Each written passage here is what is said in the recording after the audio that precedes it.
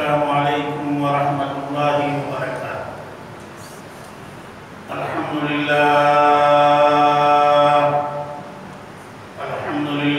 نحمده ونستعینه ونستغفره ونؤمن به ونتوکل علیہ ونعوذ باللہ من شرور انفسنا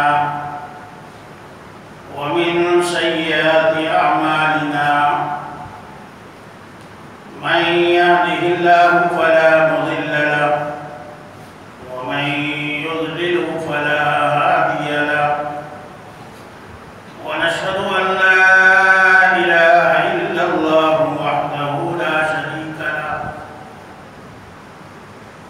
ونشهد أن سيدنا ونبينا ومولانا محمدا عبده ورسوله أرسله بالحق بشيرا ونذيرا وداعيا إلى الله بإذنه وسراجا منيرا أما بعد فأعوذ بالله من الشيطان الرجيم بسم الله الرحمن الرحيم أولئك على هدى من ربهم وأولئك هم المفلحون وقال الله سبحانه وتعالى وأنتم الأعلون إن كنتم مؤمنين صدق الله العظيم وصدق رسوله النبي الكريم ونحن على ذلك لمن الشاهدين والشاكرين والحمد لله رب العالمين۔ مٹا دے اپنی ہستی کو اگر کچھ مرتبہ چاہے، مٹا دے اپنی ہستی کو اگر کچھ مرتبہ چاہے، کہ دانا خاک میں مل کر گھوڑے گلزار ہوتا ہے۔ بزرگان محترم، نوجوانان اسلام اور عزیز طلبہ، آج کے اس دور میں ہدایت کی بات کرنا، صحیح راستے پر چلنے کی بات کرنا، اللہ سے ڈرنے والی بات کرنا، یا ایک صحیح معنوں میں اچھے انسان کی زندگی گزارنے والی بات کرنا احمقانہ فعل کہا جاتا ہے۔ کہ یہ لوگ ابھی پرانی صدی کے لوگ ہیں، ان کو معلوم نہیں کہ آج جدید زمانہ شروع ہو چکا ہے، آج نئی تہذیب آ چکی ہے، آج مغرب کا غلغلہ ہے، آج مغربی تہذیب کا شور ہے، چلن ہے۔ پرانے زمانے کی بات اس زمانے میں کیسے ہو سکتی؟ لیکن میرے بھائیوں، انسان کا ماضی، انسان کا حال اور اس کا مستقبل، ان تینوں چیزوں سے آدمی کی زندگی کا تعلق ہے۔ ماضی میں کیا ہو چکا ہے، جب تک آدمی کو اس کا پتہ نہیں چلے گا اس کی اصلاح نہیں ہوگی۔ اب کیا چل رہا ہے، جب تک اس کا ہمیں معلوم نہیں ہوگا اس کی اصلاح نہیں ہوگی۔ آگے آنے والے حالات کیسے ہوں گے، جب تک اس کا اندازہ نہیں ہوگا انسان ترقی حاصل نہیں کر سکتا۔ تو معلوم ہوا کہ ماضی سے انسان کا گہرا تعلق ہے۔ جس طرح ماضی سے گہرا تعلق ہے، اسی طرح حال سے، یعنی اب جو موجود ہے اس کا بھی تعلق ہے۔ لیکن انگریز نے اور مغربی طاقتوں نے زور لگا رکھا ہے اس بات پر کہ تم صرف آگے دیکھو کیا ہو رہا ہے، پیچھے مت دیکھو۔ کیوں؟ اگر پیچھے دیکھو گے تو تمہارے آباء و اجداد کی تاریخیں تم کو ملے گی، ان کے کارنامے تم کو ملیں گے، ان کی بہادری تم کو ملے گی، ان کی قربانیاں تم کو یاد آئیں گی، ان کا ایمان تمہارے ایمان کو تازہ کر دے گا۔ اس لیے کہا نہیں، آگے دیکھو۔ کیسے؟ لک فارورڈ، یعنی آگے دیکھو۔ اور اسلام کیا کہہ رہا ہے؟ بیک فارورڈ، پیچھے دیکھو۔ پیچھے دیکھو تمہارے آباء و اجداد کیا کر کے چلے گئے،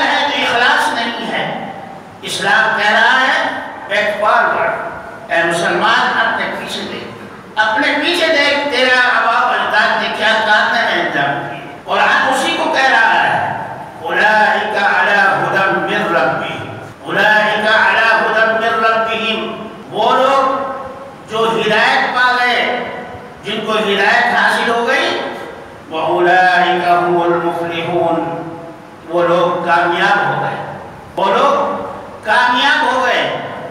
ہدایت کے معنی گھر بنانا نہیں ہے، کار خریدنا نہیں ہے، موٹر سائیکل نہیں ہے، فیکٹری بنانا نہیں ہے۔ ہدایت اور کامیابی کے معنی اپنے ایمان کو سدھارنا ہے، اپنے اندر اپنے باطن کو اللہ کے سپرد کرنا ہے، اپنے باطن کی اصلاح کرنا ہے۔ ظاہر اور باطن جب تک ایک نہیں ہو جاتا انسان نہیں بنتا۔ میں نے کئی بار پہلے بھی عرض کیا کہ آج کے اس دور میں انجینئر بننا بہت آسان، ڈاکٹر بننا آسان، حکیم اور طبیب بننا آسان، مولانا بننا بڑا آسان، خطیب بننا بڑا آسان، امام اور خطابت کرنا بڑا آسان، لیکن میرے بھائیوں انسان بننا بڑا مشکل ہے۔ انسان بننا بہت مشکل ہے۔ آپ انسان کی حیثیت سے ہر چیز کو دیکھیں، ہر آدمی کو دیکھیں۔ اللہ تعالیٰ نے کہیں نہیں لکھا ہے کہ میں صرف مسلمانوں کا رب ہوں، میں صرف مومنین کا رب ہوں۔ اللہ تعالیٰ فرماتے ہیں میں تو عالمین کا رب ہوں، الحمدللہ رب العالمین، میں تمام عالموں کا رب ہوں، جو کچھ اس میں ہے اس کا بھی رب ہوں، چاند کا بھی رب ہوں، ستاروں کا بھی رب ہوں، آسمانوں کا بھی رب ہوں، جنت کا بھی رب ہوں اور دوزخ کا بھی رب ہوں، جی کافر کا بھی رب ہوں، مشرک کا بھی رب ہوں، مسلمان اور مومن کا بھی رب ہوں، سب کا رب۔ اور اسی لیے اللہ تعالیٰ سب کو برابر روزی دے رہے ہیں، سب کو برابر صحت دے رہے ہیں، سب کو برابر ان کی زندگی کے وسائل عطا فرما رہے ہیں۔ دنیا میں کوئی آدمی ایسا نہیں جو یہ کہہ دے کہ مجھے اللہ نے بھوکا رکھا ہے، مجھے اللہ نے کنگال رکھا ہے، مجھے اللہ نے ننگا رکھا ہے، پیاسا رکھا ہے۔ کوئی آدمی آپ پوچھیے کتنی نعمتیں اللہ نے ہر انسان کو دی ہیں، چاہے وہ کسی بھی مذہب سے تعلق رکھتا ہو۔ تو قرآن کہہ رہا ہے اولئک علی ھدی من ربہم، اے وہ لوگوں جن کو اللہ کی طرف سے ہدایت مل گئی۔ ہدایت کے معنی ہے صحیح راستہ، سچا راستہ، ایسا راستہ جس پر چل کر اللہ راضی ہو جائے۔ میرے بھائیوں آج ہم یہ کہتے ہوئے سنتے ہیں اکثر لوگوں کو، غیر مسلم ہم سے نفرت کرتے ہیں، اسلام سے نفرت کرتے ہیں، مسلمانوں سے نفرت کرتے ہیں۔ یاد رکھیے غیر مسلم اسلام سے کبھی نفرت نہیں کرے گا۔ اسلام دین فطرت ہے، اسلام کے اندر اللہ نے لچک رکھی ہے۔ اسلام جتنا فائدہ مسلمان کا چاہتا ہے اتنا ہی فائدہ غیر مسلم کا بھی چاہتا ہے۔ اسلام جتنا مسلمان کا ہے اتنا ہی ہندوؤں کا بھی ہے، اسلام جتنا مسلمانوں کا ہے اتنا ہی عیسائیوں کا بھی ہے، اسلام جتنا مسلمانوں کا ہے اتنا ہی پارسیوں اور سرداروں کا بھی ہے۔ اسلام جو ہے ساری دنیا کا مذہب ہے۔ چاند کا مذہب اسلام، سورج کا مذہب اسلام، زمین کا مذہب اسلام، جنت کا مذہب اسلام، دوزخ کا مذہب اسلام، ستاروں کا مذہب اسلام، سمندروں کا مذہب اسلام، ہر چیز کا مذہب اسلام ہے۔ کیوں؟ اس لیے کہ یہ سب اللہ کے تابعدار ہیں۔ آپ نے سورج کو کبھی نہیں دیکھا کہ وہ غیر وقت نکلا ہو، آپ نے چاند کو کبھی نہیں دیکھا کہ وہ غیر وقت نکلا ہو، آپ نے کسی بھی سمندر کو، کسی بھی دریا کو نہیں دیکھا کہ وہ اللہ کے بغیر، اللہ کے حکم کے بغیر چل رہا ہو۔ تو معلوم ہوا کہ ہر چیز کا مذہب اسلام ہے۔ ان ہواؤں کا مذہب، ان طوفانوں کا مذہب، ان بجلیوں کی کڑک، یہ بادلوں کا مذہب سب اسلام ہے۔ لیکن اگر اسلام پر نہیں ہے تو مسلمان ہو کر بھی مسلمان اسلام پر نہیں ہے۔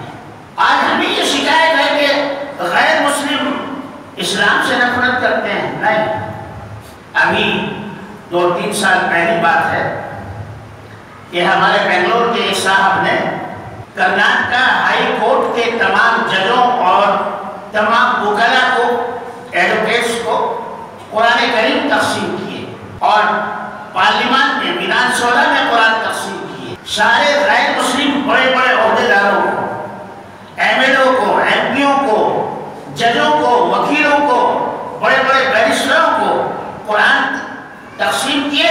تو انہوں نے سر پر رکھا کہ ہم اس کا آدر کرتے ہیں، اس کا آدر کرتے ہیں. واقعی یہ خدا کی کتاب ہے. ان کو اگر اسلام سے بیر ہوتا تو وہ ایسا نہ کرتے. ان کو اگر اسلام سے دشمنی ہوتی تو وہ قرآن ہاتھ میں نہ پکڑتے. معلوم ہوا کہ ان کو اسلام سے بیر نہیں، مسلمان سے بیر ہے. مسلمان نہیں رہا میرے بھائیوں، مسلمان نہیں رہا. مسلمان جس دن مسلمان ہو جائے گا، اس کی صورت کو دیکھ کر، اس کے چلنے کو دیکھ کر، اس کے پھرنے کو دیکھ کر، اس کی بات سن کر لوگ مسلمان ہو جائے. آپ کو یاد ہوگا کہ صحابہ جس ملک میں گئے، بغیر تبلیغ کے، بغیر کسی بات کے لوگوں نے ان کو دیکھ کر اسلام قبول کر لیا. میرے دادا جان حضرت مولانا الیاس صاحب رحمۃ اللہ علیہ کے ساتھ آزادی سے پہلے پنجاب گئے تبلیغ میں. تو بڑے بڑے سردار جی لوگ دیکھ کر کھڑے ہو جاتے تھے کہ میاں جی آ رہے ہیں، میاں جی آ رہے ہیں. دیکھ کر کھڑے ہو جاتے اور اپنے بچوں کو بتاتے، دیکھو مسلمان ایسے ہوتے ہیں، ایسے ہوتے ہیں، مسلمان ایسے ہوتے ہیں. میرے بھائیوں، آج تو ہماری صورتوں سے نفرت ہے، ہمارے لباس سے نفرت ہے، ہماری بات سے نفرت ہے، ہمارے معاملات سے نفرت ہے. کیوں ہے آخر؟ کیا ہم نے ان کا بگاڑا ہے؟ ہم نے ان کا کچھ نہیں بگاڑا، ہم نے اپنا بگاڑا ہے. ہم نے اپنی صورتوں کو مسخ کر دیا، اپنے لباس کو چھوڑ دیا، اپنی تہذیب کو چھوڑ دیا اور اپنے سماج کو ہم نے چھوڑ دیا، ان کے سماج کو اختیار کر لیا. ہم ان جیسے بن گئے تو اب ہم میں ان میں کوئی فرق نہیں رہا. کیا ضرور اس بات کی ہے کہ مسلمان مسلمان رہے. میرے بھائیوں، کہاں گئی وہ مسلمان کی تہذیب کہ جس تہذیب کو دیکھ کر گاؤں کے گاؤں مسلمان ہو جایا کرتے تھے؟ کہاں گیا وہ کلمہ جو میرے آقا نے میرے صحابہ، اپنے صحابہ کو اور ہمارے اولیاء اور ہمارے اتقیاء، ہمارے صالحین بندوں نے لوگوں کے سامنے پڑھا تھا؟ ہے وہ بھی آج وہ کلمہ ابھی بھی ہے، کلمہ لا الہ الا اللہ محمد الرسول اللہ آج بھی پڑھتے ہیں، لیکن اس زبان میں اثر نہیں ہے. اس اثر کو کہاں سے لائیں گے؟ وہ اثر جبھی پیدا ہوگا جب ہم اندر سے مسلمان ہوں. جب اندر سے آنسو نکلتے ہیں دکھ درد کے ساتھ، تو دوسرا آدمی بھی اس کے آنسو دیکھ کر رونے لگتا ہے، اس لیے کہ وہ اندر سے دکھی ہے. اس کے آنسوؤں کو دیکھ کر وہ بھی روتا ہے. اور جب مگرمچھ کے آنسو ہو، جب کوئی آدمی جو ہے ریاکاری میں رو رہا، تو لوگ کہتے ہیں کہ مذاق کر رہا ہے، بن رہا ہے، یا رو نہیں رہا ہے، دکھاوا کر رہا ہے. اندر سے نکلنے والے آنسوؤں کا اثر الگ ہوتا ہے، اندر سے نکلنے والے اخلاص کا اثر الگ ہوتا ہے. اگر آپ اور میں صحیح معنوں میں مسلمان بن جائیں تو خدا کی قسم کوئی ہمارا دشمن نہیں ہو سکتا، کوئی ہمارا دشمن نہیں ہو سکتا. میرے بھائیوں، ہم نے اپنی تہذیب کو چھوڑ دیا، ہمارا شیرازہ بکھر گیا، ہم نے اپنے آپ کو کھو دیا. ہم اپنے آپ کو تلاش کریں. آج کتابوں کے اوراق میں، قرآن کی روشنی میں، حدیث پاک کی روشنی میں، علماء کی صحبتوں میں، صالحین کی صحبتوں میں، اللہ کے راستوں میں اپنے آپ کو تلاش کریں کہ ہم کیسے تھے، ہم کہاں چلے گئے، ہم کہاں گم ہو گئے، ہمیں کیا ہو گیا ہے. ہماری آنکھیں بھی وہی ہیں جو پہلے زمانے کے لوگوں کی ہوا کرتی تھی، ہماری داڑھیاں بھی وہی جو پہلے لوگوں کی ہوا کرتی تھی، ہمارے لباس بھی وہی جو پہلے لوگوں کے ہوا کرتے تھے. لیکن آخر کیا ہے؟ ہم میں کون سا عیب پیدا ہو گیا ہے کہ غیر مسلم ہمیں گلے لگانے کے لیے تیار نہیں ہے؟ افسوس، افسوس. آج اذانیں بھی مسجدوں میں ہو رہی ہیں، نمازیں بھی ہو رہی ہیں، خطبات بھی ہو رہے ہیں، یہ تقاریر بھی ہو رہی ہیں، لیکن میرے بھائیوں اذانیں بلالی نہیں ہیں. اذانیں بلالی نہیں رہی اور تلقین بلالی نہ رہی، باتوں میں اثر نہیں رہا.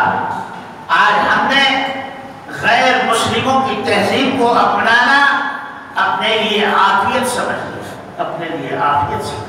عمر فاروق رضی اللہ تعالیٰ عنہ بیت المقدس فتح کرنے کے لیے جا رہے ہیں، اور کیسے کہ آپ کے پورے جسم پر 12 پیوند لگے ہوئے، اور بعض تاریخ میں آتا ہے کہ 18 پیوند لگے ہوئے تھے، اور طے یہ تھا کہ تھوڑے راستے آپ اونٹ پر بیٹھیں اور آپ کا غلام آپ اونٹ کی نکیل پکڑ کر چلے، اور تھوڑے راستے غلام اونٹ پر بیٹھے اور پھر حضرت سیدنا عمر فاروق اس کی نکیل پکڑ کر چلے۔ سارا راستہ اسی طرح طے کیا۔ جب یروشلم آ گیا، جس کو جروسلم کہتے ہیں، فلسطین کہتے ہیں، بیت المقدس کہتے ہیں، جب وہاں آ گئے تو باری جو تھی غلام کے بیٹھنے کی باری تھی اونٹنی پر۔ غلام نے کہا میرے آقا امیر المومنین آپ جو ہیں اونٹنی پر مجھے نہ بٹھائیں، آپ جو ہیں آپ بیٹھ جائیے، اس لیے کہ آپ آقا ہیں، آپ امیر المومنین ہیں، آپ بادشاہ ہیں۔ تو امیر المومنین نے فرمایا نہیں نہیں، یہ نہیں ہو سکتا ہے۔ جو طریقہ پہلے سے سارے سفر میں جاری رہا وہی طریقہ ابھی بھی رہے گا، لہذا ہم فلسطین میں داخل ہو رہے ہیں، تم اپنی باری تمہاری آ گئی، تم اونٹنی پر بیٹھ جاؤ۔ اونٹنی پر بیٹھ گئے۔ بڑے بڑے یہودی اپنے اپنے قلعوں میں بیٹھ کر نظارہ کر رہے تھے، اور توریت سامنے رکھی ہوئی تھی، اس میں لکھا تھا امیر المومنین عمر فاروق جب بیت المقدس فتح کریں گے تو ان کا غلام اونٹنی پر بیٹھا ہوا ہوگا، اور امیر المومنین اس کی نکیل پکڑ کر شہر میں داخل ہوں گے۔ اللہ اکبر۔ جب لوگوں نے دیکھا کہ واقعی بالکل ایسا ہی ہے کہ غلام اونٹنی پر بیٹھا ہے اور آقا جو ہے اونٹنی کے لگام تھامے ہوئے ہیں، تو سب تمام چابیاں لائے اور بیت المقدس کی حضرت عمر فاروق رضی اللہ تعالیٰ عنہ کے پاؤں میں رکھ دی، آپ کے قدموں میں رکھ دی، کہا کہ ہم آپ کے تابع، آپ ہمارے سردار، آپ جس طرح سے چاہیں گے۔ داخل ہونے لگے تو وہاں کے جو گورنر، جن کو آپ نے گورنر متعین کیا تھا، انہوں نے کہا کہ امیر المومنین آپ کے کپڑوں پر پیوند لگے ہوئے ہیں، جی آپ اچھا لباس پہن لیجئے، میں آپ کے لیے ایک جوڑا تیار کر کے لایا ہوں۔ یہودی دیکھیں گے کہ ان کا امیر المومنین کیسا ہے کہ اس کے کپڑے پر اتنے سارے پیوند لگے ہوئے، آپ لہذا اندر یہی پہنے رکھیے لیکن اوپر اچھا لباس پہن لیجئے۔ سیدنا عمر فاروق رضی اللہ تعالیٰ عنہ نے فرمایا یاد رکھو اسلام نے ہم کو عزت عطا کی ہے، لباس سے ہم کو عزت نہیں ملے گی۔ اسلام پر ہم نے عمل کیا تو ہمارے پیوند زدہ کپڑے بھی دوسروں کی لوگوں کی نظروں میں بڑے نظر آئیں گے۔ خبردار میں اپنا لباس چینج نہیں کروں گا، تبدیل نہیں کروں گا۔ اور حضرت عمر فاروق اسی طرح اندر داخل ہوئے۔ لوگوں نے دیکھا کہ اتنے سارے پیوند، توریت اٹھا کر دیکھی تو اس میں لکھا تھا 18 پیوند لگے ہوئے ہوں گے امیر المومنین کے لباس پر۔ بہت سارے ہزاروں یہودیوں نے اسلام قبول کر لیا۔ آج ہم یہ سوچتے ہیں کہ اسلام کی چیز کو اس طرح ختم کر دو، غیر مسلم کیا سوچیں گے، فلاں صاحب کیا سوچیں گے، یہ صاحب کیا سوچیں گے، اس میں ہماری توہین ہو جائے گی، اس میں ہماری انسلٹ ہو جائے گی، اس میں ہمارے جو ہے برا ہو جائے گا، ہمیں لوگ کیا کہیں۔ جب کھانا کھا رہے تھے تو حضرت عمر فاروق رضی اللہ عنہ نے کھانے کے بعد انگلیوں کو چاٹا، عرض کیا امیر المومنین ایسا نہ کرو۔ کیوں بھائی؟ کہا کہ یہودی کھانے کے بعد انگلیاں چاٹنا برا سمجھتے ہیں، اگر آپ انگلی چاٹیں گے تو یہ لوگ سمجھیں گے کہ ندیدے ہیں، ان کی ابھی نیت نہیں بنی۔ فرمایا خاموش رہو، میں نبی کی سنت کے سامنے تمام دنیا کو، ساری دنیا کو قربان کر سکتا ہوں، میں اپنے آقا کی ایک چھوٹی سی سنت سے بردار نہیں ہو سکتا۔ سمجھ جاؤ تمہاری اور ہماری عزت اسی میں ہے کہ ہم آقا کی ایک ایک سنت کو مضبوطی کے ساتھ پکڑ لیں۔ اگر ہم نے ان سنتوں کو چھوڑ دیا تو ہمارے باطن میں، ہماری روحانیت میں اور ہمارے عمل میں، ہمارے اخلاص میں کوئی طاقت نہیں رہے۔ کہاں ہے آج تو ہم منمانی زندگی گزار رہے ہیں، اور پھر کہتے ہیں اللہ صاحب کی مدد ہی نہیں آتی۔ کیسے آئے گی میرے بھائی؟ کیسے مدد آئے؟ مدد کا مستحق تو وہ ہوتا ہے جو تابعدار ہوتا ہے، جو فرما بردار ہوتا ہے۔ مدد کا مستحق وہ ہوتا ہے جو اللہ کی بات مانتا ہے، جو اللہ کے احکامات پر عمل کرتا ہے۔ آج دیکھو آپ، اسلام کا شیرازہ بکھر چکا ہے۔ زکوٰۃ دینے والے 100 میں 4-5 آدمی رہ گئے۔ زکوٰۃ دینے والے، روزہ رکھنے والے، نماز پڑھنے والے، دین پر عمل کرنے والے بہت تھوڑے سے ہوتے ہیں۔ گھنٹے دار نمازیں ہیں، گھر میں 10 آدمی ہیں، مشکل سے 2 آدمی 3 آدمی نماز پڑھتے ہیں، اور اگر نماز پڑھ بھی لی تو گھنٹے دار نماز، اس کو چھوڑی اس کو پڑھی، اس کو چھوڑی اس کو پڑھی۔ روزہ بھی ایسا ہی، ماں خود کہتی ہے بیٹے تم محنت کرو گے، جاؤ کھانا لے کر چلے جاؤ ٹیفن میں، دوپہر میں کھا لینا، جی تمہیں بھوک لگ جائے گی۔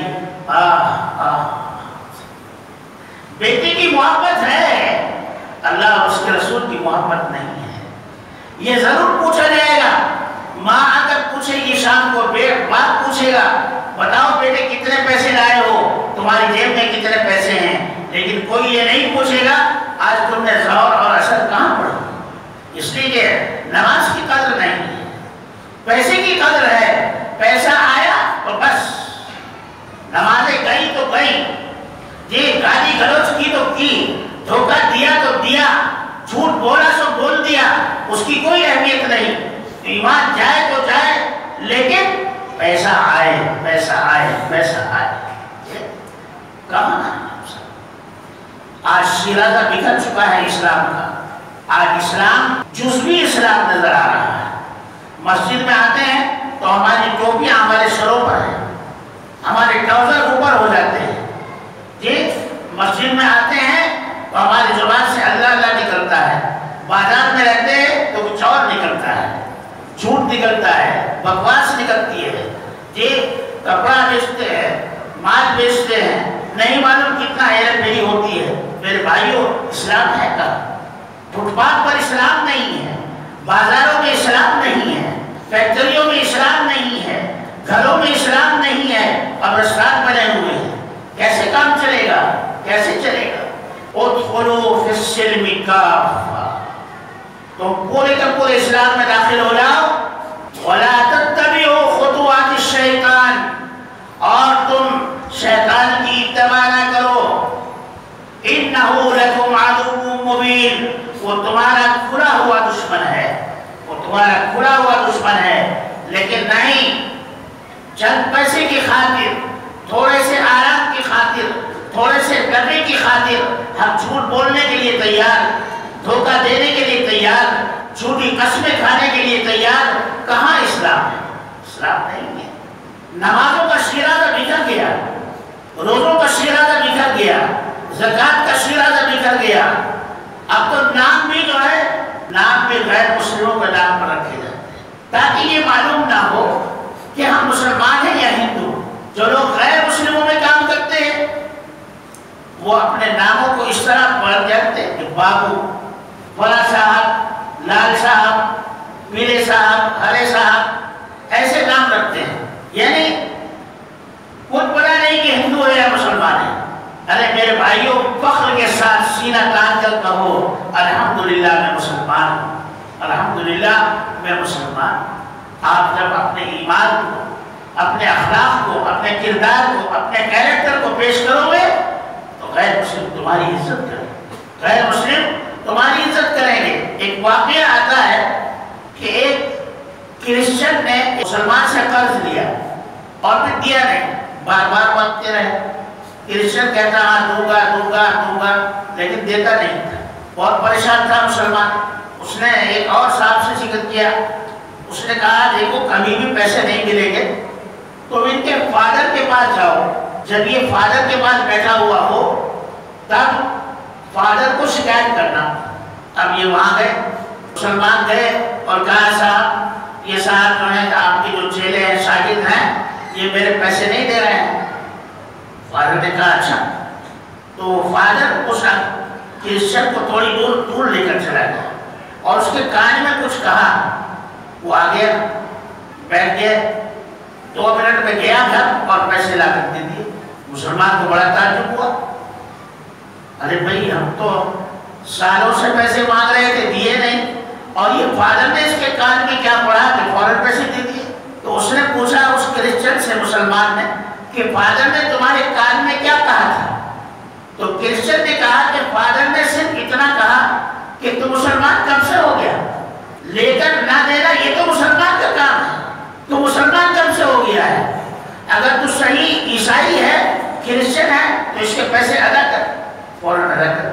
جھوٹ بولنا آج مسلمانوں کے حصے میں، سود خوری مسلمان کے حصے میں، سود پر لین دین مسلمانوں کے حصے میں، دھوکہ دینا مسلمانوں کے حصے میں، قرض لے کر نہ دینا مسلمانوں کے حصے میں۔ میرے بھائیوں کتنی ذلت اٹھائیں گے، اپنے ایمان کو بچانے کی فکر کرو میرے بھائیوں، اللہ کے واسطے، اللہ کے واسطے۔ یہ آبادیاں بڑھ رہی ہیں، یہ جو ہے آپ کو چکا چوندھ نظر آ رہی ہے، سب جگہ جو ہے بڑی بڑی بلڈنگیں بن رہی ہیں، سب جو ہے آپ کو نظر آ رہا ہے کہ سب جو ہے خوشحالی آ رہی ہے۔ خدا کی قسم اللہ کے نزدیک اس کی کوئی قیمت نہیں۔ میرے اور آپ کے آقا فرماتے ہیں کہ یہ دنیا اور دنیا کی ہر چیز اللہ کے نزدیک ایک مچھر کے پر کے برابر ملے۔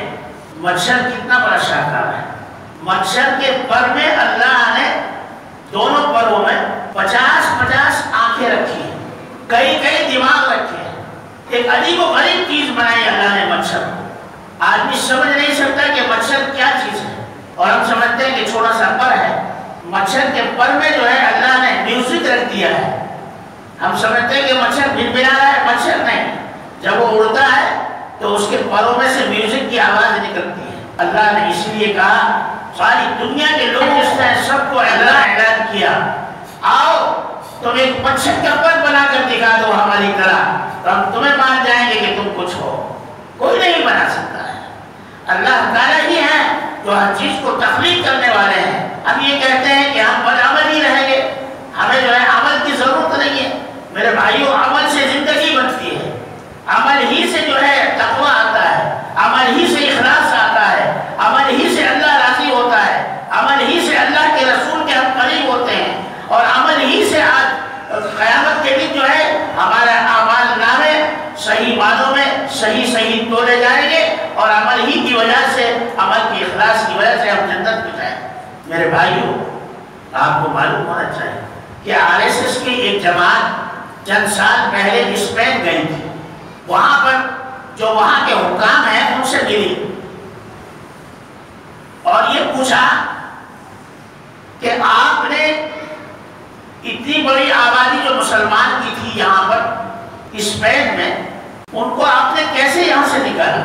امام غزالی وہاں پیدا ہوئے، بڑے بڑے کالج وہاں تھے، بڑے بڑے جو ہے دواخانے اور ہاسپٹل وہاں تھے، اور جتنی کتابیں آج پڑھائی جا رہی ہیں وہ ساری کی ساری کتابیں مسلمانوں کی لکھی ہوئی ہیں۔ آکسفورڈ یونیورسٹی جس نے قائم کی دنیا میں، انگلینڈ میں، وہ اسپین پڑھ کر آیا تھا۔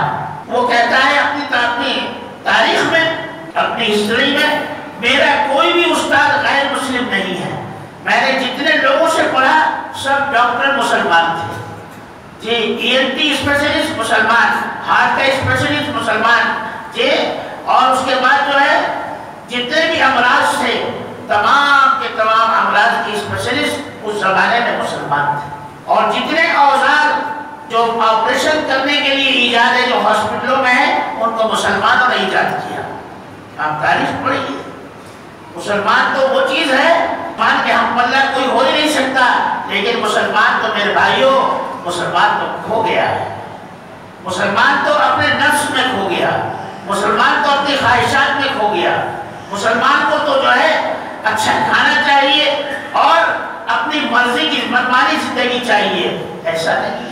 میرے گھر کے پاس وہاں دہلی میں ایک صاحب بیٹھتے تھے، بڑے میاں، وہ جوتے سیتے ہیں۔ میں نے ان سے پوچھا بڑے میاں بچے کیا کر رہے ہیں؟ انہوں نے کہا کہ حکیم صاحب میرا بڑا بچہ جو ہے اس نے MBA کیا ہے، اب وہ بڑا فلاں کمپنی میں ہے، اور میری بیٹی نے جو ہے 12ویں پاس کر لی، اب وہ جو ہے ڈاکٹر بننے کے لیے جا رہی ہے۔ میں نے سوچا یہ بوڑھا آدمی یہ اتنا جوتے سیسی کا کما رہا ہے. میں نے کہا کوئی اور بھی ہے کمانے والا؟ کہا نہیں کوئی نہیں ہے، بس اسی میں بھگوان دے رہا ہے. ذلت اور رسوائی اپنے آپ کو فٹ پاتھ پر ڈال رکھا ہے، لیکن پڑھانے کے لیے تیار ہے، بچوں کو جاہل رکھنے کے لیے تیار نہیں. اور ہمارے یہاں یہ کہ بچوں کو عالم بنانے کے لیے بھی تیار نہیں، اس لیے کہ بچے عالم بن جائیں گے تو کہاں جائیں گے، ان کو کیا روزی ملے گی؟ مسجد کو یہ امام کو کیا ملتا ہے بیچارے کو؟ 1000 2000 4000 میں کیا ہوتا ہے؟ تو میں عرض کر رہا تھا کہ اسپین جو ہے RSS کا ایک وفد گیا اور انہوں نے وہاں کے حکام سے پوچھا کہ آپ نے مسلمانوں کو یہاں سے کس طرح باہر کیا؟ تو انہوں نے کہا کہ ہم نے 2 باتیں کی. کیا؟ ایک تو ہم نے مسلمانوں کو قرآن سے دور کر دیا. ارے قرآن پڑھنے سے کیا ہوتا ہے؟ آج کی ہسٹری پڑھو، ڈاکٹر بناؤ، لائر بناؤ، بیالوجی پڑھاؤ، جیالوجی پڑھاؤ، سائنس پڑھاؤ، یہ پڑھاؤ. یہ کیا تم قرآن کتاب لے کر بیٹھ گئے ہو؟ نعوذ باللہ، اس میں کیا ہے؟ تو وہ لوگ قرآن سے دور ہو گئے. اب ان کو یہ پتا نہیں کہ قرآن میں کیا لکھا ہے. اور آج جو ہے میرے بھائیوں، میں حقیقت کہتا ہوں، ہم میں اتنے عالم بیٹھے ہوئے ہیں، ایک آدمی کھڑے ہو کر یہ نہیں کہہ سکتا کہ میں نے پورا قرآن جو ہے ترجمے کے ساتھ پڑھا ہے. کتنے بڑے افسوس کی بات ہے. کتنا بڑا المیہ ہے. جس قوم کے لیے اسلام آیا ہو، دین آیا ہو، پیارے رسول آئے ہو، جس قوم کے نبی کو اللہ نے معراج پر بلایا ہو، جس قوم کے نبی کے لیے اور اس کی امت کے لیے اللہ نے اپنا کلام بھیجا ہو، وہ قوم جو ہے قرآن پڑھنے کے لیے اور سمجھنے کے لیے تیار نہیں. تو ذلت اور رسوائی آئے گی یا نہیں آئے گی ہمارے ہاتھوں؟ خدا کی قسم میرے بھائیوں، میں بھی وعدہ کرتا ہوں، آپ بھی وعدہ کیجئے کہ روزانہ ایک صفحہ پڑھیں گے، لیکن قرآن کا ضرور پڑھیں گے. بتاؤ بھائی پڑھیں گے نہیں پڑھیں گے؟ ہاتھ اٹھاؤ بھائی. اللہ کے لیے، اللہ کو راضی کرنے کے لیے انشاءاللہ ہم ایک ہی صفحہ پڑھیں گے اور سمجھ کر پڑھیں گے. اگر ہم اردو جانتے ہیں اردو میں پڑھیں گے، انگریزی جانتے ہیں انگریزی میں پڑھیں گے، کنڑ جانتے ہیں تو کنڑ میں پڑھیں گے، تیلگو جانتے ہیں تیلگو میں پڑھیں گے، تمل جانتے ہیں تمل میں پڑھیں گے، لیکن قرآن کو اپنے سینے سے لگائیں. ایک بات نہیں. دوسری بات کیا بتائی؟ دوسری بات یہ بتائی کہ ہم نے اسپین کے لوگوں کو علماء سے دور کر دیا، علماء کے لیے نفرت پھیلائی.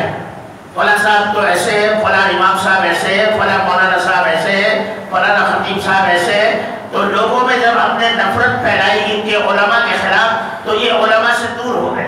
اب یہ علماء سے دوری کی نحوست یہ ہوئی کہ جو حرام کام تھے اس کو حلال سمجھ کر کرنے لگے، جو ناجائز کام تھے اس کو جائز سمجھ کر کرنے لگے، جو مباح کام تھے اس کو بھی جائز کرنے لگے، جو مستحب کام تھے اس کو بھی جو ہے سمجھنے کی تو ان کو صلاحیت نہیں رہی.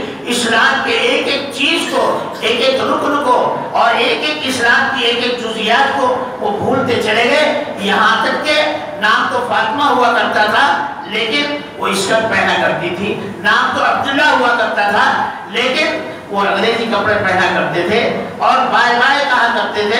سلام بھول گئے، قرآن بھول گئے، حدیث بھول گئے، علماء کی صحبتوں کو بھول گئے، مسجدوں میں آنا بھول گئے، مسجدوں کو تالے لگ گئے. پھر ہم نے سمجھا اب یہ قوم بے جان ہو گئی، چلو اب ان کو بھیڑ بکریوں کی طرح ہکاؤ اور ان کو ملک سے باہر نکالو.